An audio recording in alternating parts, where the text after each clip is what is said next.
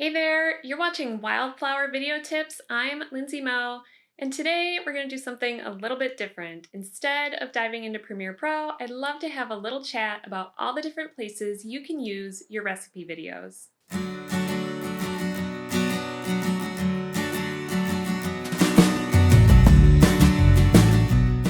Creating recipe videos is a lot of work. You want to make sure that you're creating the right kind of videos for your audience.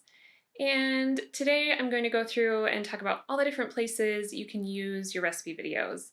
I definitely want you to think about who your audience is as we go through this, because you should know, do they hang out on Facebook but not Instagram? Do they need long, in-depth tutorials? These are important things when you're deciding what kind of videos to make and where to use your videos. So before we get started, I would love to have you hit subscribe right below this video. It helps make sure that you never miss a video. I'm here every Tuesday with new tips, and I would love to have you join me here every week. I have also linked in the description box below. I have a full blog post to go with this, and if you would like to connect further, you can join our Facebook group, which is also linked down below. So let's go ahead and get started. The first place you definitely want to be using your recipe videos is on your blog. And you have kind of two choices here, whether to share a long video or a short video. I personally choose to share shorter videos on my blog. Some things to think about with this are what's important to you. Are you trying to get more ad revenue? Are you trying to really show your readers how to make this recipe, give them all of the information possible?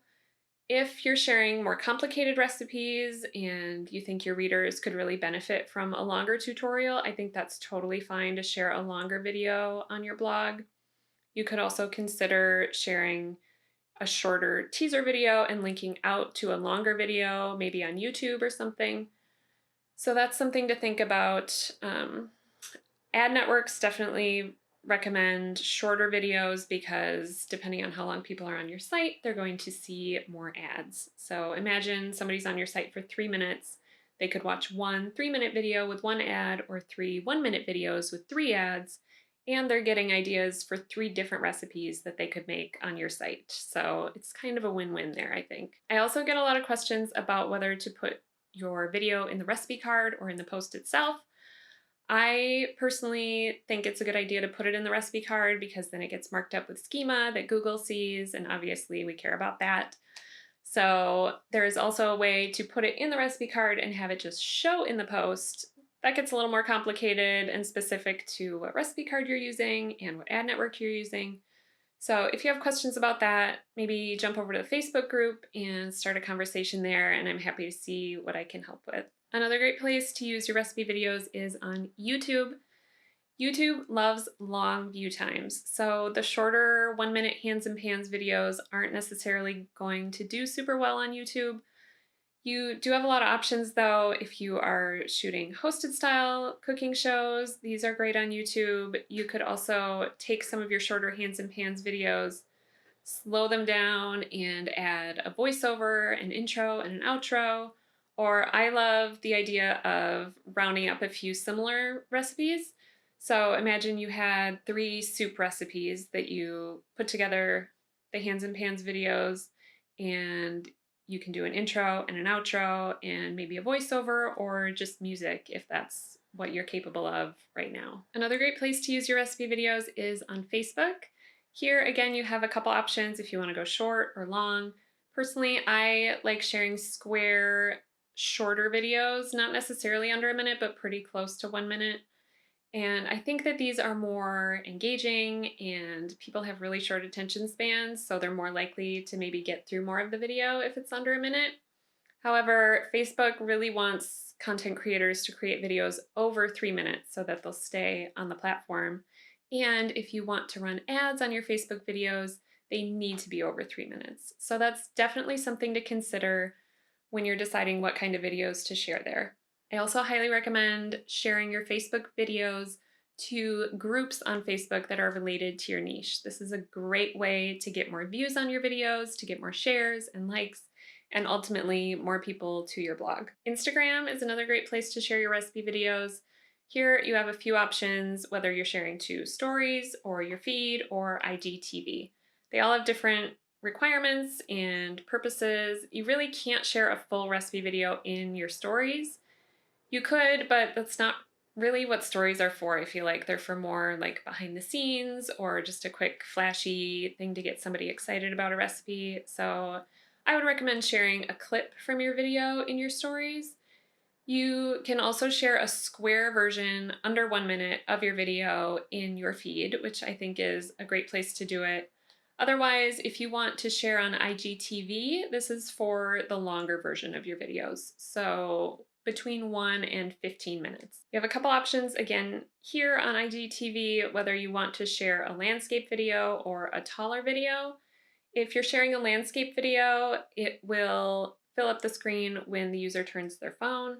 Otherwise, if you don't want them to have to turn their phone, you'll need to edit a vertical version of 9:16.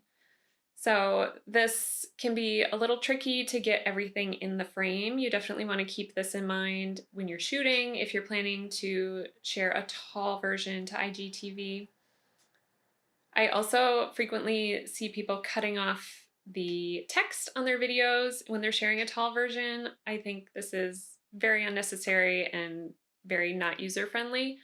So definitely take the time. I have other videos on this channel about how to create titles in Premiere Pro and how to resize your footage for different platforms. So go back and watch those if you want to see exactly how to easily create a tall version that isn't cutting anything off. One of the great things about sharing to IGTV is you can also share a preview of that video into your feed. So really you're getting it in both places. Another place to use your videos is on Pinterest, and if you've been around here any amount of time, you know I love video pins. They have been performing really well for my own blog, and I have another video all about how I create my video pins. I personally like to put a video on top and a photo on the bottom. I'm also experimenting with the video in the middle and then photos or text or graphics on either side of that to help draw attention. So it's up to you how you want to do that. I definitely recommend doing that. It just performs super well for me, and I think it's a great idea. I do not recommend sharing 16:9 videos on Pinterest because they just don't take up enough space. They look terrible on the platform.